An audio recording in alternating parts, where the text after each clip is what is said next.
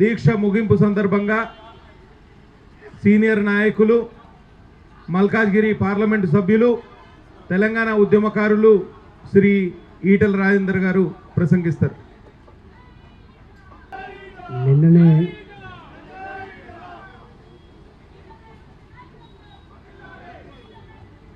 మాట్లాడాల్సినంత మాట్లాడినాం. ఇది ముగింపు సమావేశం కాబట్టి అభయ్ పటేల్ గారు వారు మాట్లాడతారు. శాసనసభ్యులకి, పార్లమెంటు సభ్యులకి, గౌరవ కార్పొరేటర్లకి, పార్టీ సీనియర్ నాయకులకి, ఎమ్మెల్సీలకి అందరికీ ధన్యవాదాలు తెలియజేస్తూ ఉన్నాం.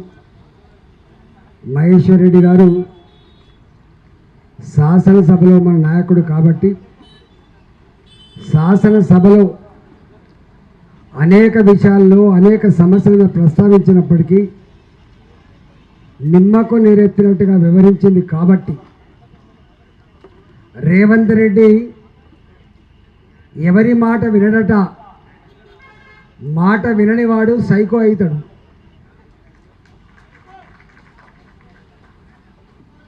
ప్రజల్ని ఏడ్పించుకొని ప్రజల్ని ఏడ్పించేవాడు, ప్రజల్ని ఏడ్పించి ఆనందం పొందేవాడు శాడిస్ట్ అవుతాడు. మరి ఆ సైకోగా, శాడిస్ట్గా ఆ బాధ్యత నిర్వహిస్తున్నాడు కాబట్టి దీనికి గుణపాఠం చెప్పగలిగే సత్తా, శక్తి భారతీయ జనతా పార్టీగా మనకు నాయకత్వం వహించే బాధ్యత ఉన్నప్పటికీ కూడా తెలంగాణ రైతాంగం, తెలంగాణ ప్రజలు మాత్రమే వాళ్ళ యొక్క తాట తీసే ఆస్కారం ఉంది కాబట్టి, వారి మెడలు వంచే ఆస్కారం ఉంటుంది కాబట్టి తప్పకుండా ప్రజాక్షేత్రంలో ఆనాడు కాంగ్రెస్ పార్టీ అబద్ధాల హోరులో ఎట్లయితే బీఆర్ఎస్ పార్టీ మట్టి కరిచిందో ఇవాళ మళ్ళీ అబద్ధాల పునాదుల మీద వ్యవస్థ నడుపుతున్నటువంటి రేవంత్ రెడ్డి కూడా ప్రజాక్షేత్రంలో భంగపాటు తప్పదని చెప్పి ఈ సందర్భంగా హెచ్చరిస్తూ ఉన్నాం. మా మీద ప్రెస్ మీట్లు పెట్టి మరీ చెప్తున్నారు. కానీ మీరు మీ అంతరాత్మ సాక్షిగా మీరు ఆలోచన చేసి మాట్లాడాలి తప్ప ఏది పడుతుంది నీ ముఖ్యమంత్రి మెప్పు కోసమో, నీ ముఖ్యమంత్రి గారు ఆదేశాలు ఇస్తే పలికే చిలుక పలుకులు మీ మీ గౌరవాన్ని తగ్గిస్తాయి తప్ప మీ గౌరవాన్ని పెంచాయని చెప్పి నేను మనవి చేస్తా ఉన్నా. నేను చూస్తున్న ఈ మధ్యకాలంలో ఇవాళ వ్యవసాయంలో రైతులంతా కూడా ఇంకా ఏమని ఎదురు చూస్తున్నారు. ఇగ ఇస్తారో, అగ ఇస్తారో, రేపొస్తుందో మాపొస్తుందో అని చెప్పి ఎదురు చూస్తున్నారు.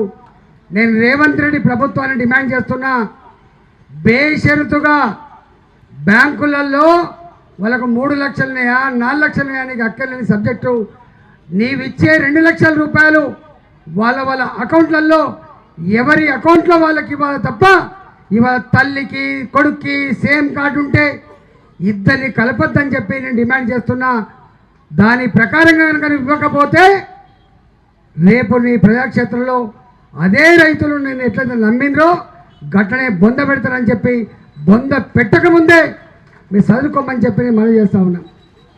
ఇక రేపో మాపో ఎల్లుండి 3వ తారీఖు నాడు మళ్ళీ ఒక ధర్నా ఉంది, ఇక్కడ రింగ్ రోడ్ ధర్నా ఉంది.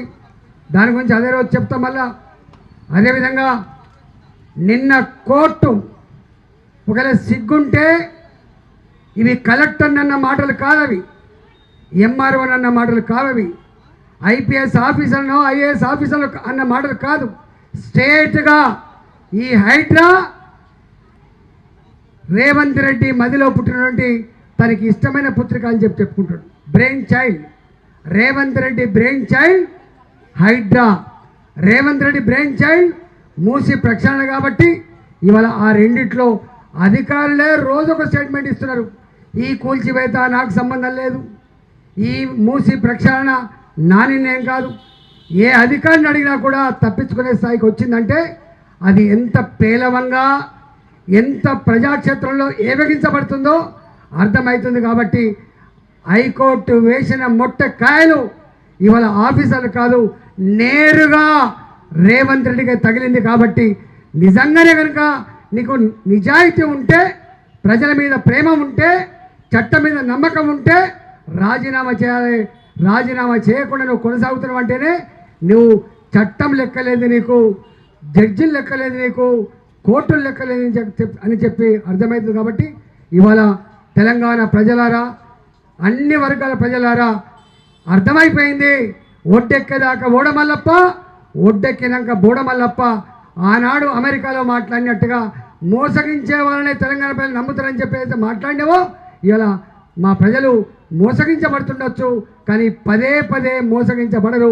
మోసం చేసిన వాళ్ళ భర్తం పడతారని చెప్పి ఈ సందర్భం మనం చేస్తూ ఇవాళ మరొకసారి మా మహేష్ రెడ్డి గారి నాయకత్వంలో ఇవాళ ఎమ్మెల్యేలుగా, ఎంపీలుగా చేసినటువంటి దీక్షలో పాల్గొన్నటువంటి కార్యకర్తలకు, నాయకులకు సహకరించినటువంటి మా అందరికి కూడా, పోలీసు మిత్రులకి, ఈ 24 గంటలు మాతో పాటుగా ఉన్నటువంటి మా మీడియా మిత్రులకు, గొప్పగా పాటలు పాడి చైతన్యపరిచినటువంటి మా కళాకారులకు అందరికి కూడా పేరు పేరు ధన్యవాదాలు తెలుస్తూ సెలవు తీసుకున్నా. భారత్ మాతాకి, భారత్ మాతాకి.